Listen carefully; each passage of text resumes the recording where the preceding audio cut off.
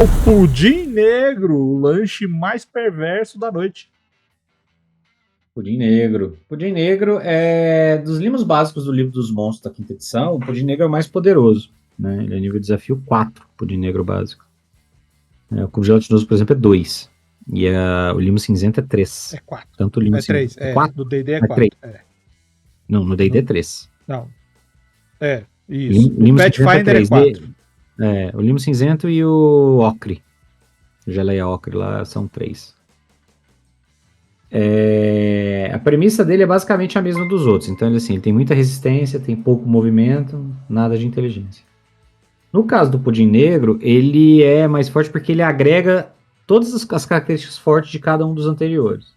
Então, ele tem a mesma corrosão de metal do limo cinzento, que a gente falou mais cedo, mas ele também tem a capacidade de divisão da goma ocre, que é aquilo que o Luiz comentou lá no começo, da bipartição. Então, se você der uma quantidade de dano suficiente, ele se divide em 2.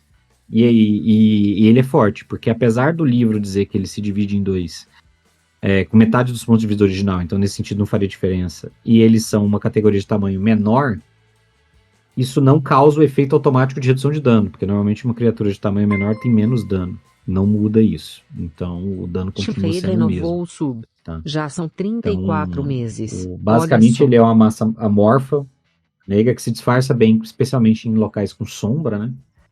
Que ele vai consumir usando ácido lá, tudo que for orgânico, metálico, ele vai ficar só pedra que ele não consome.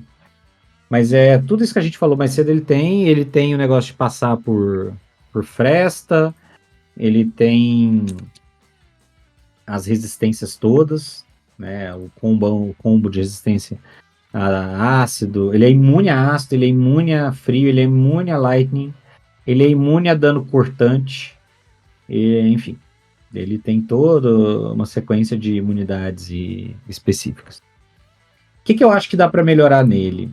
Existem já algumas variantes. É interessante que tem pouquíssima criatura limo no D&D, especialmente na quinta edição, mas como a galera gosta e quer usar, cada vez que vai saindo um livro de aventura pronta, eles vão criando variantes.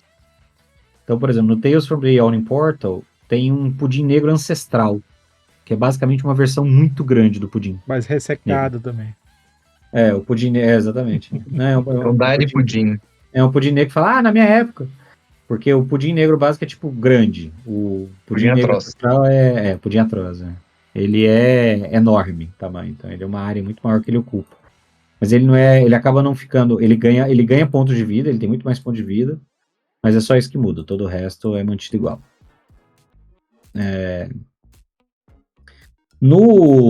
Naquela aventura a Masmorra do Mago Louco, de Waterdeep, que é a campanha que é toda jogada dentro de uma masmorra, existe a versão inteligente dele. Essa eu acho meio bosta.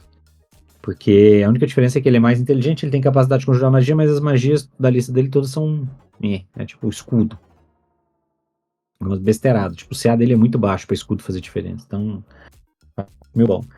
A mais interessante, e aí que eu sugeriria melhorar, é você só usar essa, é a do Out of the Abyss, que é o limo negro, o pudim negro com regeneração.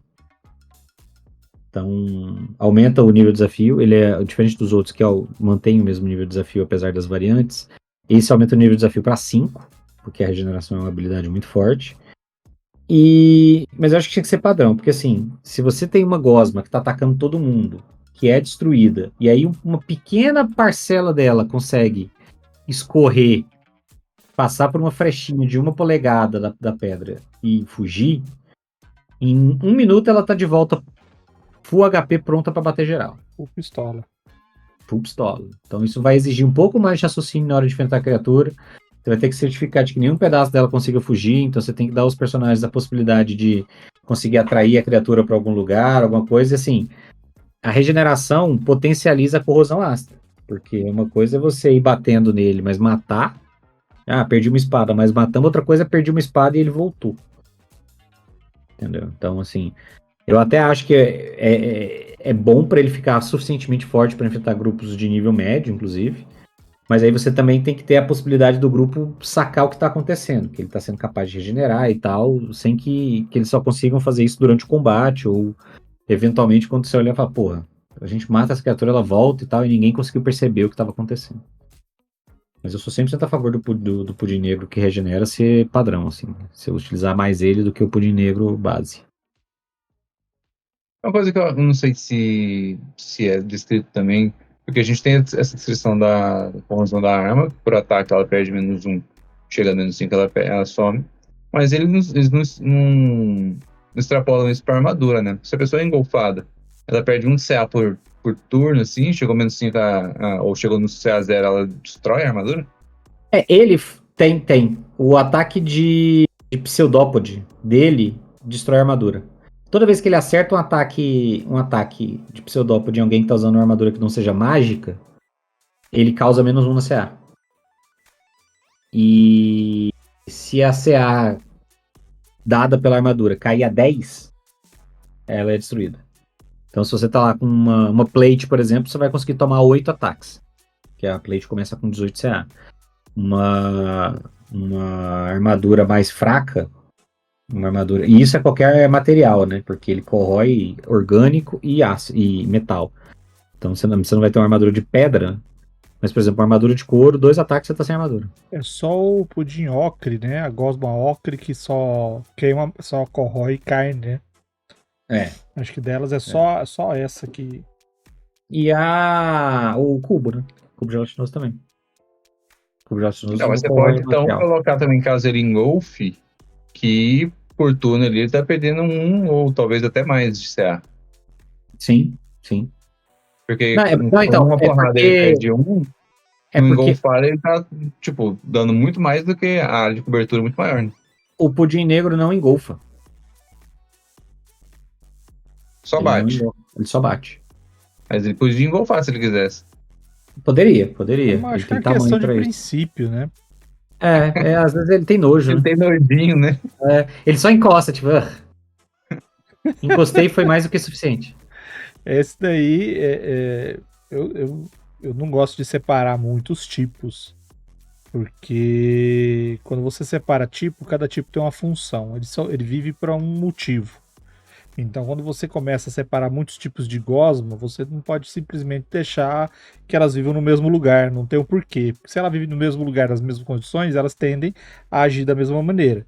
Então vai ser bem difícil você ter um pudim negro, uma gosma ocre, um cubo gelatinoso e uma meleca cinza.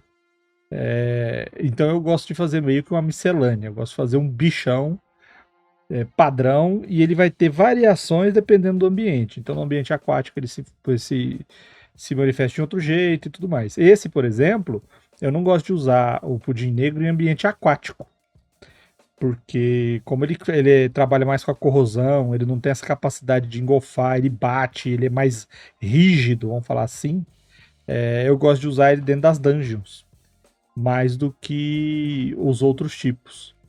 E essa questão dele se dividir, cara, eu acho fantástico isso daí. Ele perder um pedacinho e esse pedacinho vai ser o filhotinho dele, que pode crescer no outro. Só que ele não volta. Eu nunca considerei até hoje que quando um pedaço sai, o pedaço se liberta, ele volta. Porque aí ele vai embora, vai viver sua vida emancipado. Porque se ele teve que sair, se ele teve que se separar, é porque ali não era dele, não era para ele.